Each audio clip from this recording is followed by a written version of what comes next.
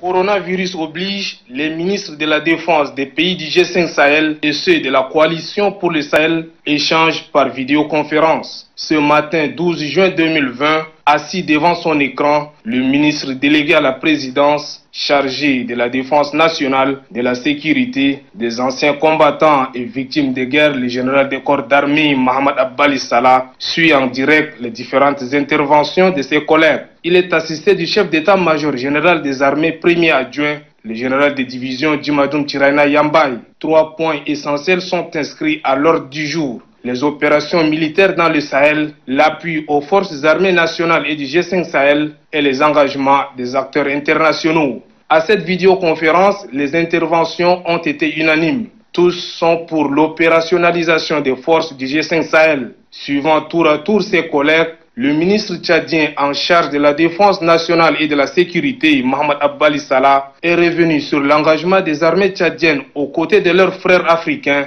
dans la lutte contre l'insécurité sous-régionale.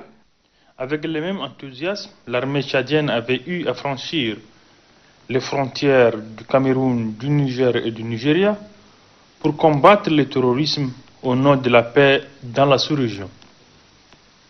Cette marque de solidarité agissante s'est exprimée avec une énergie égale partout où la communauté internationale a jugé opportun de nous associer dans la gestion des missions de paix et de la sécurité.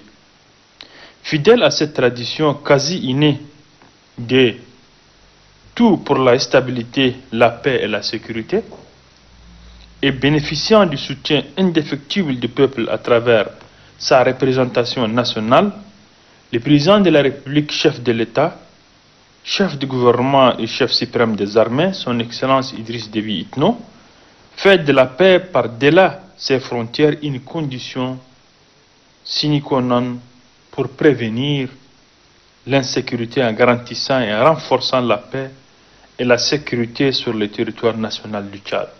Même si une accalmie est constatée ces derniers temps dans certaines zones considérées comme zones rouges, Mohamed Abbali Salah appelle à la plus grande vigilance tout en insistant sur la mutualisation d'expériences. Il est vrai que la situation est aujourd'hui sous contrôle, mais l'on ne peut pas juger de son rebondissement face à la défaite cuisante, à l'ennemi dont on ne peut mesurer la capacité de nuisance réelle. À cet état de considération, il y a tout lieu de renforcer et de mutualiser les moyens militaires en termes de logistique, renseignement, etc., afin de gérer simultanément les deux théâtres.